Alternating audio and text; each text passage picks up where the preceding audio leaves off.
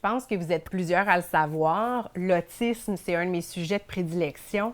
En fait, c'est le premier livre que j'ai publié en 2012 aux éditions Midi30, c'était Laisse-moi t'expliquer l'autisme, qui a été rédigé en cours de rédaction de mon mémoire, qui portait sur l'attachement parent-enfant chez les tout-petits qui ont un diagnostic d'autisme, qui m'a amené à me promener à travers le Québec pour aller rencontrer des familles. Bien souvent, il y avait des frères et sœurs dans ces familles-là.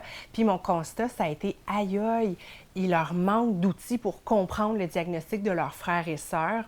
Puis c'est pour ça. En fait, c'est comme ça qu'est né Laisse-moi t'expliquer l'autisme. Puis je dois aussi mentionner deux documentaires que j'avais visionnés qui ont été faits par la Fédération québécoise de l'autisme, Grandir avec toi. Entre autres documentaires que j'avais visionnés lors de mon premier emploi en organisme communautaire à l'Association des parents de l'enfance à difficulté sur la Rive-Sud de Montréal.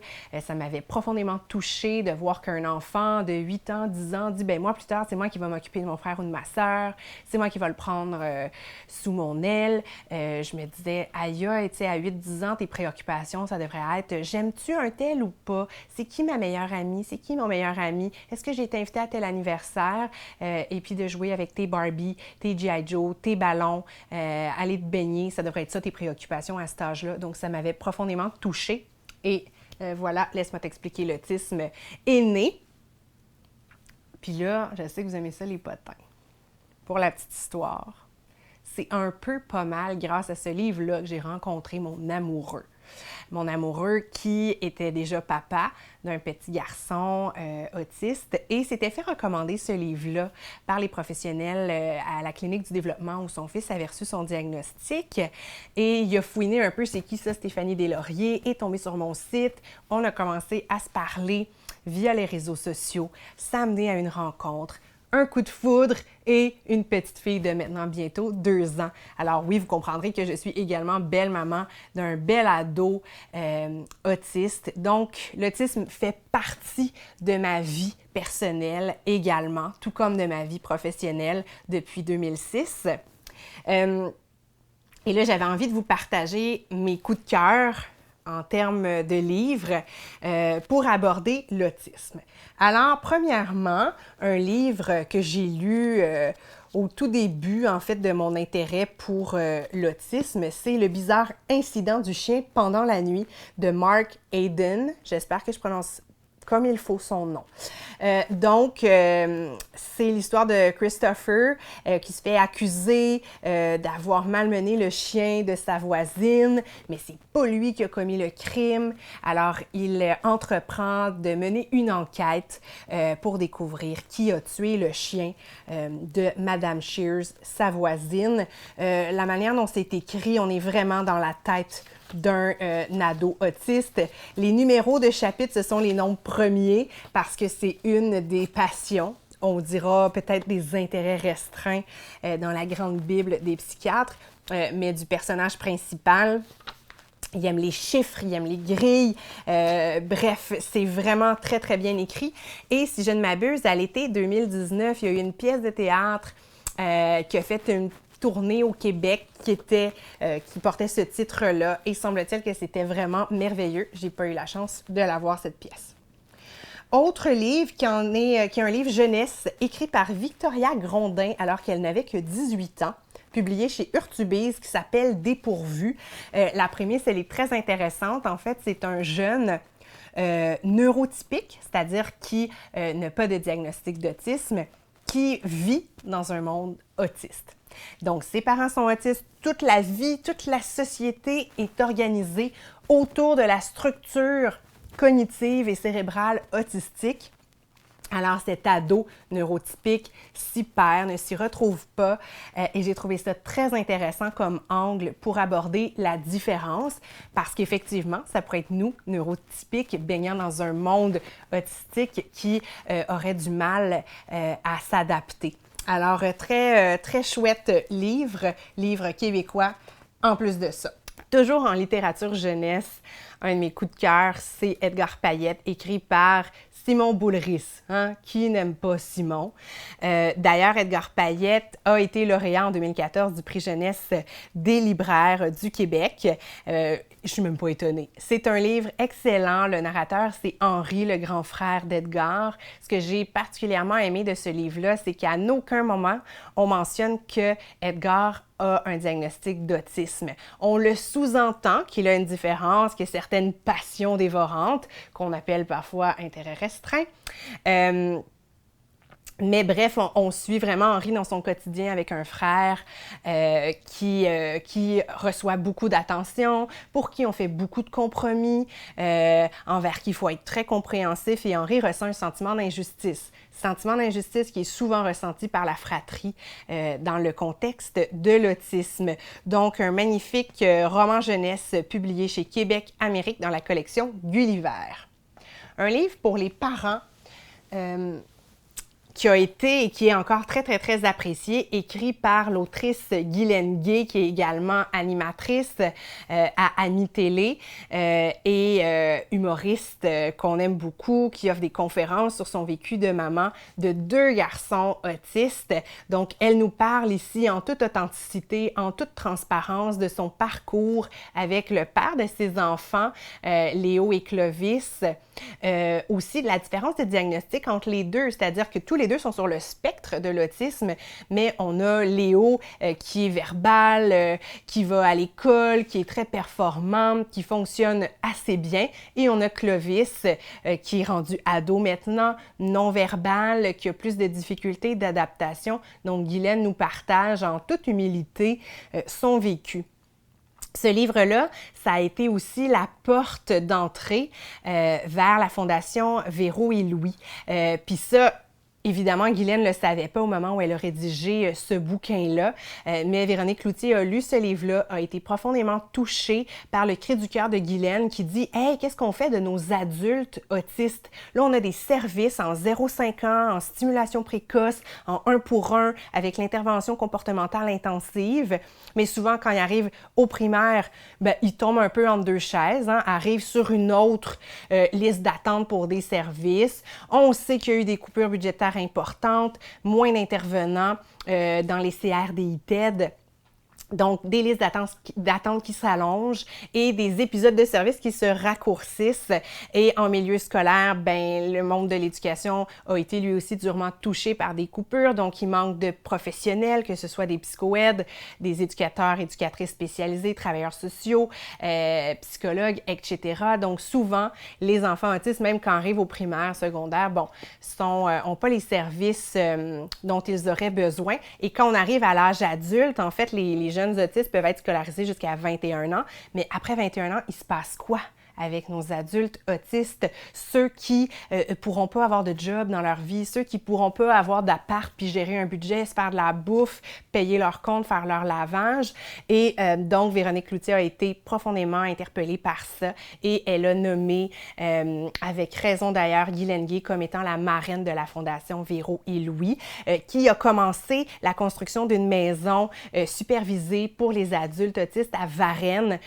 Et l'objectif avec la Fondation, c'est évidemment d'amasser des fonds pour pouvoir construire plusieurs de ce genre de ressources-là pour nos adultes autistes, pour leur offrir une belle vie d'adulte et pour offrir à leurs parents vieillissants, hein, quand ton enfant est rendu à 21 ans, 30, 40 ans, on entend...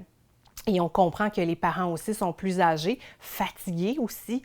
Donc, de les savoir dans une ressource aimante, bienveillante, aidante, ça peut grandement les apaiser. Sinon, ben, je termine en vous parlant de mes 3 publications qui ont attrait à l'autisme. Je vous ai glissé un mot tout à l'heure par rapport à Laisse-moi t'expliquer l'autisme, donc paru aux fabuleuses éditions Midi 30, la première maison d'édition qui m'a donné ma chance, qui a cru en moi comme autrice, et donc qui est paru en 2012. As-tu des remerciements à faire spécifiques? Bien, tellement. En fait, il y a Noël Champagne, qui est psychologue et coordonnateur de la scolarité à Mira, qui a révisé cet ouvrage-là. Il y a Anne Carnizan, également ergothérapeute, qui a fait un travail remarquable, qui m'a donné des commentaires, des pistes de réflexion pour vraiment peaufiner cet ouvrage-là. Parce que oui, ça s'adresse aux jeunes, donc on veut que ce soit bien vulgarisé dans un langage accessible, mais on ne veut pas laisser de côté la rigueur scientifique qui nous importe beaucoup comme psychoéducateurs et comme professionnels. Et vas-tu en réimprimant? Bien, il y a déjà eu une couple de réimpressions. Fait que ce qui est le fun avec ce livre-là, c'est que même 8 ans plus tard, il est toujours d'actualité, il est toujours grandement utilisé, recommandé par les milieux hospitaliers, donc en clinique de développement, les organismes communautaires. D'ailleurs, il est présent dans les bibliothèques, fait que si vous voulez aller le louer, vous pouvez vous le procurer aussi dans les librairies. On aime nos librairies indépendantes dans nos coins, je vous encourage à les encourager sur le site des éditions Midi 30. Puis bientôt, moi aussi, il y aura un lien sur mon site web, stéphaniedeslauriers.com, pour que vous puissiez vous le procurer avec une petite dédicace à part de ça. Sinon, deuxième livre jeunesse que j'ai écrit en lien avec l'autisme, Laurent, c'est moi, qui est paru chez Fonfon en avril 2019, en plein dans le mois de l'autisme, qui est magnifiquement illustré par Geneviève Després. J'ai pleuré quand j'ai vu ces esquisses de Laurent. Tu sais, moi, ça faisait 2-3 ans que je travaillais sur ce livre-là, sur mon petit Laurent. Et là, ben, il a pris forme et les traits que Geneviève lui a donnés sont juste magnifiques et représentent tellement ce que j'avais en tête. Alors, on a eu le privilège, Geneviève et moi, d'être finaliste au prix du gouverneur général en 2019. Alors voilà, merci Geneviève et merci à Véronique et Joël aux éditions Fonfon qui ont cru en notre projet. Geneviève, elle a gagné un prix récemment. Oui, mais je me rappelle plus c'est quoi. C'est un prix anglophone pour les illustrateurs canadiens. Donc, elle a remporté ce prix-là. Bravo, bravo, bravo Geneviève. Tu fais un travail formidable.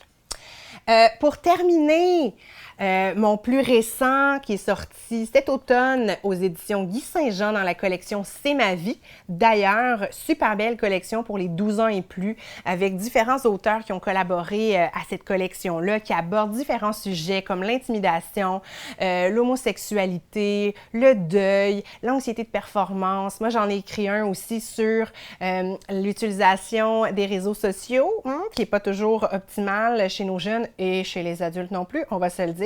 Ce livre-là s'appelle Annabelle, puis il est paru en 2017. Mais pour revenir à Raphaël, c'est un jeune ado autiste qui est dans une école régulière, a des parents très impliqués dans sa vie, qui veulent vraiment son bien. Mais Raphaël, à un moment donné, vit de l'anxiété en lien avec son diagnostic d'autisme. On sait que ce sont souvent 2 troubles co-occurrents et décide d'aller chercher de l'aide via le programme d'aide canine et donc d'être bénéficiaire d'un chien d'assistance pour l'aider à gérer son anxiété en contexte scolaire, quand il est dans les transports en commun, dans ses relations sociales également. Il va aussi faire la rencontre de Charlie, vivre des petits sentiments amoureux, ce qui est nouveau pour lui. Alors, un livre qui parle, oui, d'autisme, mais de relations familiales, d'amitié, d'amour, de surmonter ses peurs. Puis, évidemment, c'est grandement inspiré de mon parcours à la Fondation Mira. Et ce livre-là a été écrit à la mémoire de Simon Beauregard, qui était entraîneur à la Fondation Mira, entraîneur non-voyant, apprécié de tous. Ça a été un des plus jeunes bénéficiaires de chiens guide quand il était ado. Tous les parents, tous les collègues, tous les jeunes étaient tellement impressionnés par Simon, qui malheureusement est décédé il y a 3 ans. Alors Simon, je pense à toi souvent, puis j'ai écrit ce livre-là en t'ayant dans mon cœur, dans mes pensées. Je pense qu'il y a beaucoup de gens qui apprécient le fait que ça soit écrit à la première personne. Oui, en fait, je pense que ça permet, le feedback que j'ai eu, c'est que les gens peuvent vraiment se mettre dans la tête d'une personne autiste. J'ai eu des super belles critiques à cet effet-là. On a même dit de Raphaël que ça devrait être une lecture obligatoire en 6e année, 1er cycle du secondaire. Oui, tant pour les personnes autistes, mais pour les personnes neurotypiques en classe régulière, où il y a de plus en plus d'inclusion d'élèves sur le trouble du spectre de l'autisme, donc pour les aider à comprendre, parce qu'on sait que les préjugés découlent de la méconnaissance. Donc, quand je connais, j'ai moins peur, puis quand j'ai moins peur, j'ai moins de préjugés, puis je suis capable davantage d'aller vers l'autre puis de créer des liens significatifs. D'ailleurs, si vous la connaissez pas, si vous la suivez pas déjà, garochez-vous, Cassio Prof. Elle a un compte Instagram, un compte Facebook. Elle fait de magnifiques ressources pour les profs en lien avec la littérature jeunesse et elle a utilisé, avec l'approbation de ma maison d'édition et de moi-même, évidemment, Raphaël pour créer une fiche d'apprentissage. Mais là, on est vraiment dans susciter des discussions, susciter des réflexions avec les groupes, donc pour les profs. Merci Cassio Prof, je suis vraiment touchée de ça. Et pour Raphaël, j'ai eu le bonheur de travailler encore une fois avec Sarah, ma super éditrice jeunesse chez Guy Saint-Jean. Alors voilà, c'est ce qui fait le tour pour les petites ressources en autisme. Il y en a évidemment bien d'autres. Je pourrais vous revenir dans une prochaine vidéo pour vous parler d'autres ouvrages intéressants pour les jeunes et pour les adultes. Merci tout le monde!